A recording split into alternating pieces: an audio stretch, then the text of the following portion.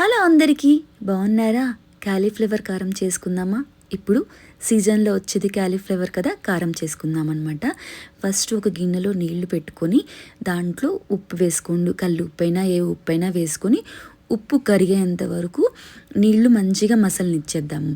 దాని తర్వాత ఆ గిన్నె కిందకి తింపేసుకొని ఇలా క్యాలీఫ్లవర్ని మంచిగా అటు ఇటు ఏమైనా పురుగులు ఉంటే బయటకు వచ్చేటట్టుగా మనం, ఎందుకంటే క్యాలీఫ్లవర్లో పురుగులు ఉంటాయి కదా, అలా తీసేసి ఇట్లా పాయలు పాయలుగా ముక్కలు ముక్కలుగా చేసేసుకొని ఒక క్లాత్ మీద ఆరబెట్టుకుందాం.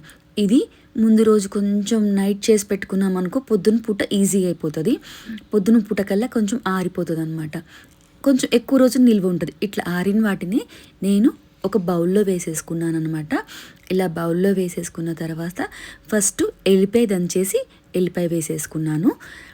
దాని తర్వాత కారం అన్నమాట. ఎప్పుడైనా కారము నేను 2 కారం తీసుకున్నాను అనుకోండి, 1 ఉప్పు తీసుకుంటాను. చూసుకొని మళ్ళీ మనం టేస్ట్ తగ్గట్టు వేసుకోవచ్చు. కొంచెం మెంతి పిండి, ఆవపిండి ఇవన్నీ వేసేసిన తర్వాత మంచి కలిపేసేసుకోవాలి. ఇవంతా మంచిగా కలిపేసిన తర్వాత మనం నిమ్మకాయ రసం పిండి పెట్టుకోవాలి పక్కకి.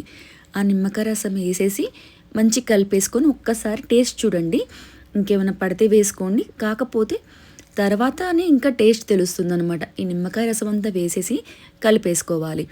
మనం ఇంకొక చిన్న మూకుల్లో పల్లి నూనె అయితే బాగుంటుంది, నూనె పోసేసుకొని ఓన్లీ ఆవాలు జీలకర్రనే వేసాను తాలింపుకి.